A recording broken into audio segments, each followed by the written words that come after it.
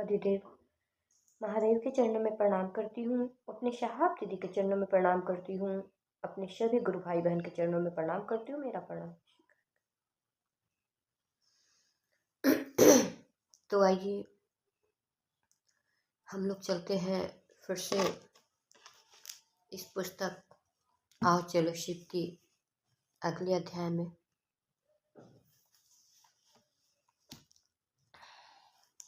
इसके पहले हम लोग ये देखें हमारे महादेव का ये तस्वीर।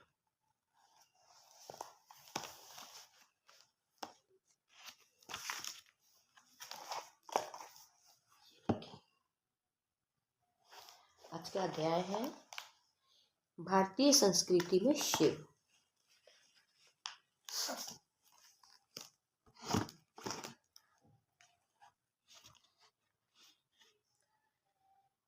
शिव की अवधारणा स्वयं में विशिष्ट है।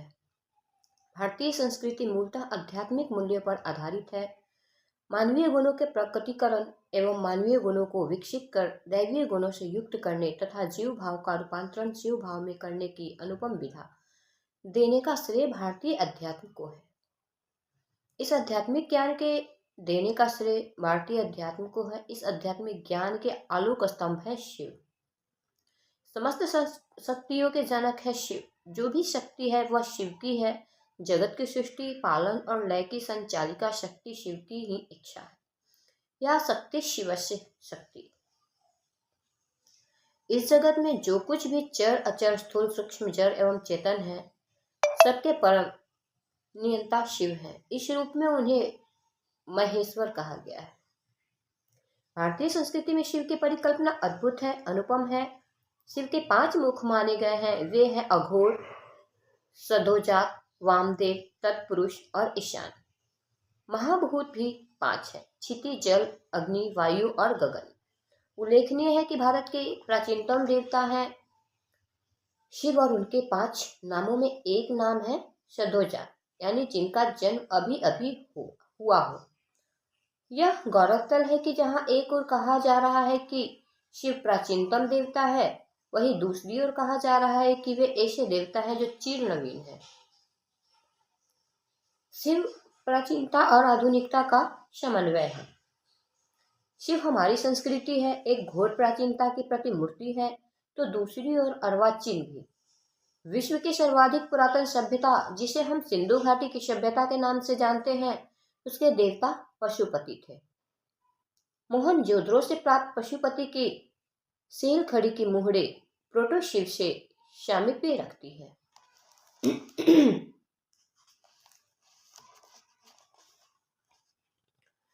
उन मुहरों पर एक श्रृंगी लिंग रूपी देवता है जिसके चारों ओर बाघ, गैंडा, भैंसा और हाथी।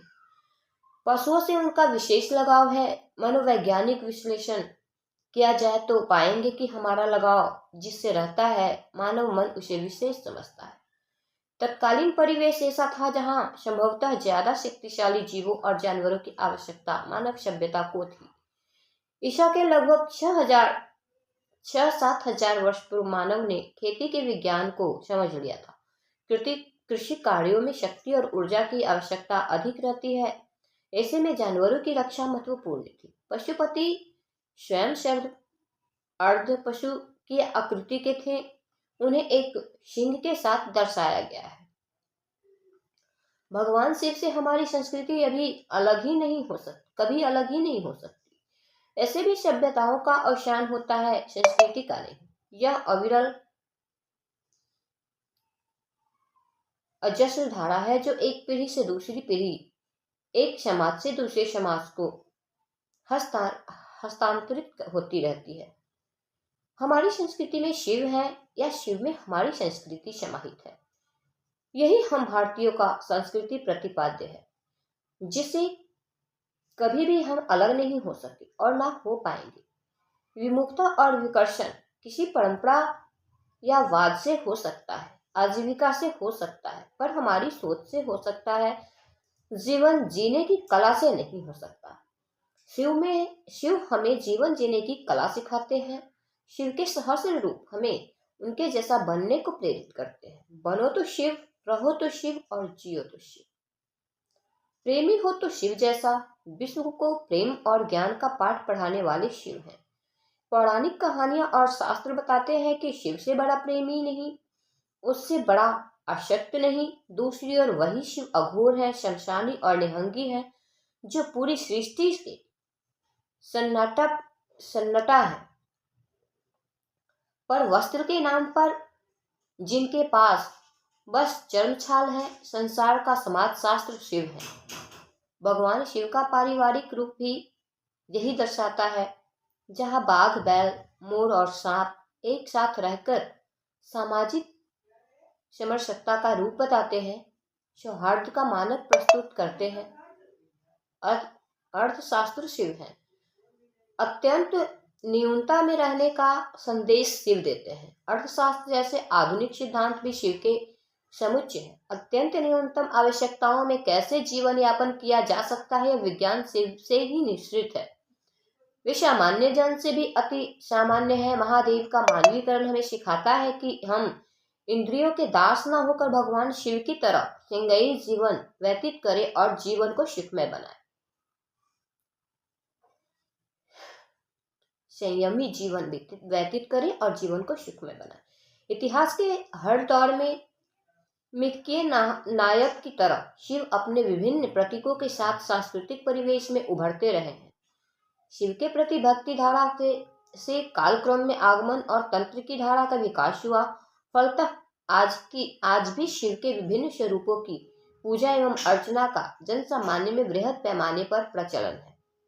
लौकिक मनोकामनाओं की पूर्ति हेतु शिव की पूजा, रुद्राभिषेक, महामृत्युंजय मंत्र का जप, सुगम दुर्गम स्थानों पर स्थित शिव मंदिरों में अपने श्रद्धा सुमन अर्पित करने हेतु जाते हुए लोग इस तथ्य के प्रमाण है कि वह शिव मात्र एक विचार नहीं, अपितु ऐसी भाव सत्ता है जो जनमानस के दिलों में उतर गए हैं। यह शिव के प्रति प्रेम का ही परिचायक है कि अमीर, गरीब, शिक्षित, अशिक्षित, बच्चे, बूढ़े, स्वस्थ, बीमार सभी कंधे पर कांवड़ लेकर बोल बम का उद्घोष करते हुए शिव मंदिरों की ओर चल पड़ते हैं। शिव मानव जीवन के हर क्षेत्र में सर्वोच्च शिखर पर आसीन है। देवों के देव, असुरों के आराध्य, गृहस्थों के आदर्श, उमा महेश्वर, अघोरियों के अघोरी, कपालिकों के कपालेश्वर,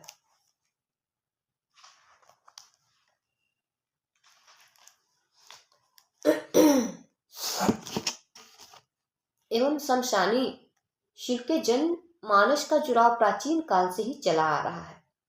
शिव की उपासना के दो स्पष्ट रूपों का उल्लेख महाभारत में मिलता है। एक है दार्शनिक आधारशिला पर आधारित एवं योग्य मूलक, दूसरी है शिवोपासना की लोक प्रचलित मान्यताओं एवं विश्वासों पर प्रतिष्ठित उपासना पद्धति। लोक प्रचलित उपासना भक्ति मूलक है, जहाँ भक्ति की प्रधानता है। शिव के औढ़रदानी आशुतोष स्वरूप को उनका महान स्वरूप माना गया है। इस स्वरूप में उन्हें प्रसन्न करने के लिए किसी विशिष्ट पद्धति को अपनाने की जरूरत नहीं है। कहीं गाल बजाकर, कहीं जल चढ़ाकर, कहीं कांवड़ में जल लेकर नंगे पांव मीलों चलकर उन्हें जल चढ़ाने की परंपरा दर्शाती है कि शिव बड़े दयालु हैं, सहज है, उनकी दया आसानी से प्राप्त हो जाती है। कहावत ही बन गई है, भगवान भगत के वश में। शिव को प्रसन्न करने और उनके मनोवांछित वर की प्राप्ति के निर्मित किए जाने वाले व्रत, उपवास आदि कर्म कांडीय विधानों के मूल में शिव की आराधना का भाव ही मूलतः निहित है। लोक कथाओं में शिव के विकराल शत्रु विनाशक रौद्र रूप का वर्णन जीवंत है। शिव जादू, टोना एवं तंत्र मंत्र के सावर मंत्रों को बनाने वाले देवता के रूप में भी जनमानस में है। शिव को समाज ने अपनी सुविधा और आवश्यकता अनुसार ढाल लिया। हड़प्पा के लोगों ने जैसे उन्हें पशुधनों का रक्षक माना, जिससे वे पशुपति कहलाए। वेदों ने उन्हें रुद्र माना। आगे चलकर शिव को शंकर के रूप में स्थापित किया। ऋग्वेद के रुद्र मध्यम श्रेणी के देवता हैं। उन्हें विनाशकारी, रुलाने वाला और विद्युत के समान प्रचंड अग्नि का प्रतीक माना गया। वेदों ने उन्हें मृत्यु का देवता माना, जिससे वे मृत्युंजय कहलाए। हमारे समाज की हर क्रिया में वे घुले मिले रहे, तभी तो उन्हें सद्योजात यानी अभी का जन्मा हुआ कहा जाता है। वही शिव को अजन्मा और स्वयंभू भी कहा गया है। हम भारतवासी शिव में अपनी अस्मिता, अपना सर्वश्रेष्ठ तलाशने की कोशिश आदिम युग से करते आए हैं। शिव की सहजता और गहनता दोनों चरम है। भारतीय मनीषा के दो छोर हैं। उत्तर वैदिक युग में रचित यजुर्वेद ने उन्हें सुचिता का उत्कर्ष माना, तो वही इस काल में रुद्र समाज से इस तरह घुल मिल गए कि चोरों डकैतों के भी सरदार बन गए। उन्हें स्तेनानानपति, तस्करानानपति, विक्रेतानानपति जैसी उपाधियां दी गई है। अर्थवेद में उनका सामंजस्य श्वानों यानी कुत्तों के साथ दिखाया गया है। उन्हें शानवासी माना गया। प्रकृति ने सन्नटा शिव है, प्रकृति के सन्नटा शिव है। अनगिनत औषधीय गुणों से युक्त, ज्वलनशील, रोग प्रतिरोधक पेड़ पौधे, जड़ी बूटियां भी शिव की सृजनात्मक शक्ति के अंतर्गत है। इसलिए शिव को महाविषय भी कहा गया है। रुद्र को इसी काल में ऋषभ की उपाधि मिली। कालांतर में माना जा सकता है कि जैन तीर्थंकरों की भारतीय समाज में स्वीकारोक्ति हो, ऐसे किसी उद्देश्य से ऋषभ शब्द का व्यापक प्रयोग हुआ। शिव पार्वती वैवाहिक दाम्पत्य जीवन में कालजयी आदर्श है। मायके के यज्ञ में पति का अपमान होने से उसी यज्ञ के हवन कुंड में आत्मदाह कर ले, यह कोई और नहीं सती ही कर सकती है। सती की आत्मदाह की सूचना पर शिव का क्रोधोन्मत्त होना और तांडव नृत्य करना शिव पार्वती के दाम्पत्य जीवन का चरम है। यही भारतीय संबंधों की प्रकाष्ठा है। विभिन्न कथाओं में पार्वती का शिव से विवाह करने की आकांक्षा और हठ वर्णित है। हम जानते हैं कि पार्वती ने कहा था, वरहु शंभु नहीं तो रहो कुंवारी। प्रेम का चरम है इन दोनों का संबंध। शिव को अवंता गिदास भी कहा गया है।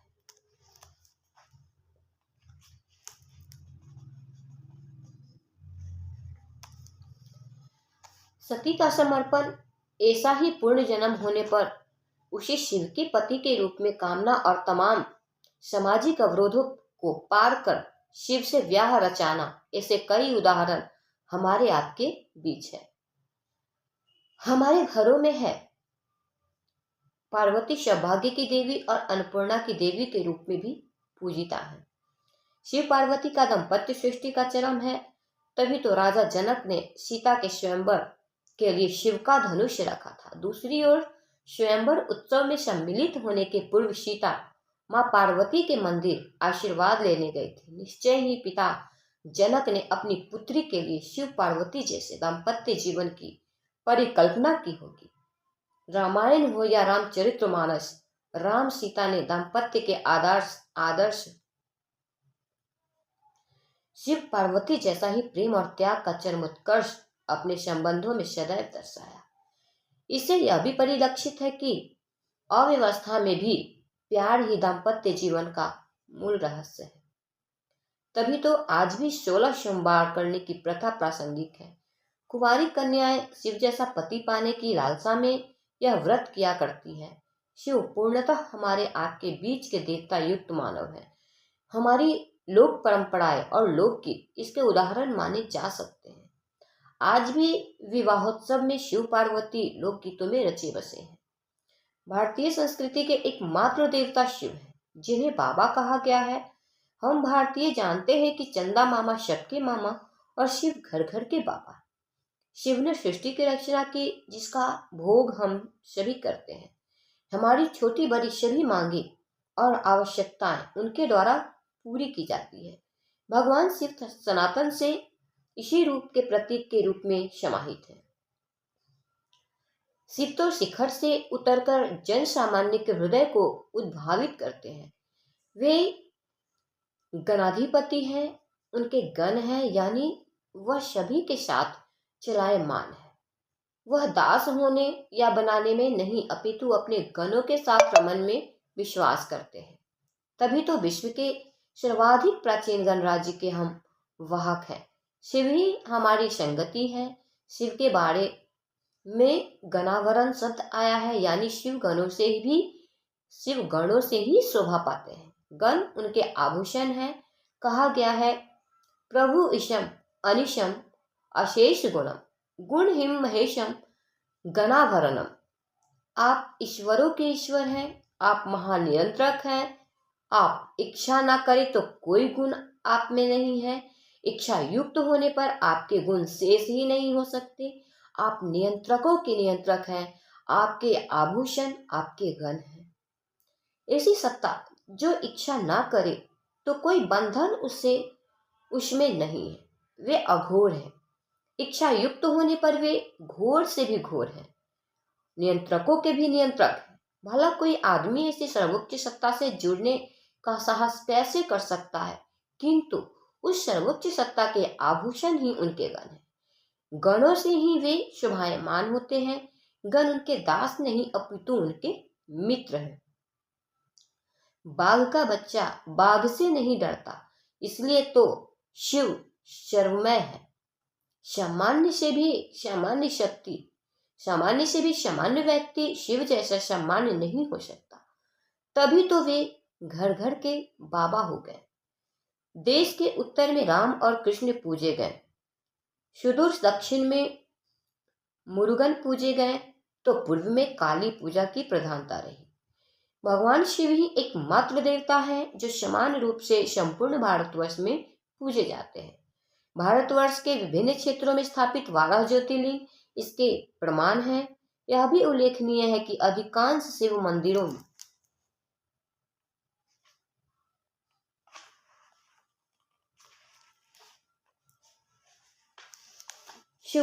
के नाम उनके भक्तों के नाम पर है। अन्य देवी देवताओं के भक्तों के नाम पर मंदिरों की स्थापना का प्रचलन हमारे समाज में नहीं है। तथापि वे तो विश्व मूर्ति हैं, समग्र संसार ही उनका विग्रह है। किंतु भारत अपने माथे पर शिव की विभूति अपने ललाट पर लगाकर संसार में अनुपम है।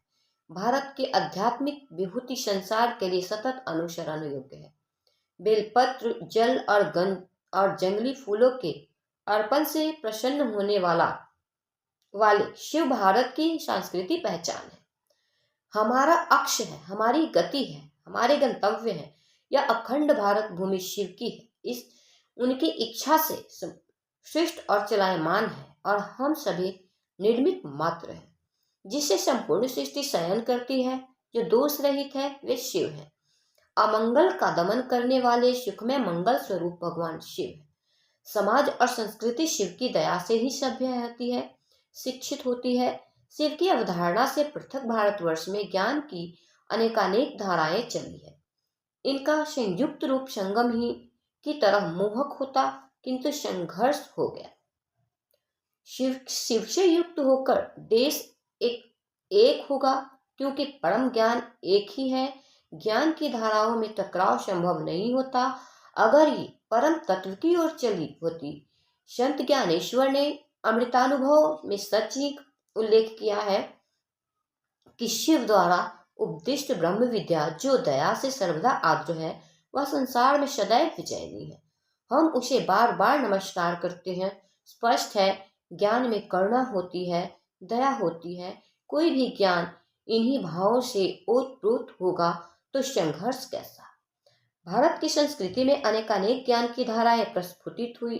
गुरु शिष्य परंपरा हमारी संस्कृति की अनुपम देन है, जिसके ताने बाने में संपूर्ण भारत भूखंड में ज्ञान की पताका लहरा रही है। वेद, उपनिषद, अनेक महाकाव्य एवं साहित्य आध्यात्मिक ज्ञान के स्रोत है। भगवान शिव को आदि गुरु माना गया है और माँ भवानी को उनकी प्रथम शिष्या।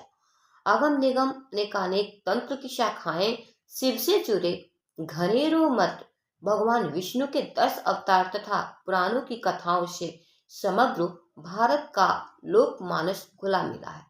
प्राचीन तमिल साहित्य एवं पेरिय पुराण से 63 संतों का दक्षिण भारत के जनमानस पर अक्षुण प्रभाव है। संदर्भ सभ्यता से लेकर मध्ययुगीन भारत के काल में मिले शिवलिंग विश्व के अनेक देशों में पाए गए हैं। भारतीय संस्कृति विश्व गुरु शिव की तरह शिवत्वोन्मुख है। विश्व विश्वतोमुख है। भारत में अनगिनत ज्ञान की धाराएं आई। इस देश ने सभी को ग्रहण किया। किसी के विरोध में खड़ा नहीं हुआ। शिव की तरह भारत ने भी ज्ञान और धर्म की विभिन्न विसंगतियों में विसंगति की स्थापना का प्रयास किया है। यही भारत की संस्कृति है। यह देश अब भी वही है जिसने हजारों वर्ष पूर्व घोषणा की थी, अयम निजः परो वेत्ति गणना लघु चेतसाम् उदारचरिताम तु वसुधैव कुटुंबकम। यह अपना बंधु है और यह अपना बंधु नहीं है। इस तरह की गणना छोटे चित्त वाले लोग करते हैं। उदार हृदय वाले लोगों की तो संपूर्ण धरती ही परिवार है। जैसे हमारे साहब ने हम लोगों के बीच हम सभी को शिव गुरु से जोड़कर शिव परिवार बना दिया है। तो अब ये अध्याय समाप्त होता है। भारतीय संस्कृति में शिव ये समाप्त हुआ। अब इसके आगे का अध्याय आगे के वीडियो में।